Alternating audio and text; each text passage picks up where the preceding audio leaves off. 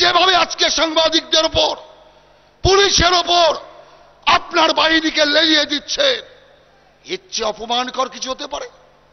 কি অবস্থা দেখাচ্ছেন আপনি রাজ্যের মানুষকে?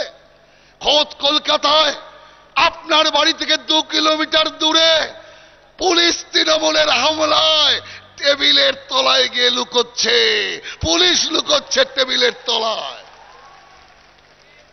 চোর গুন্ডার লুকানোর কথা টেবিলের তলায়, পুলিশ লুকোচ্ছে টেবিলের তলায়, ফাইল দিয়ে মাথা আটকাচ্ছে পুলিশ। এই যদি বাংলার দৃশ্য হয়, কি শাসন ব্যবস্থা আপনি বাংলায় উপহার দিচ্ছেন?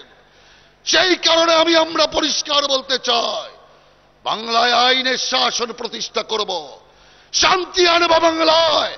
এরা জানি রাজনীতি পরিবর্তন করে 2016 সালে বাংলাকে এক শান্তিময় রাজ্যের দিকে বিজেপি নিয়ে যাবে।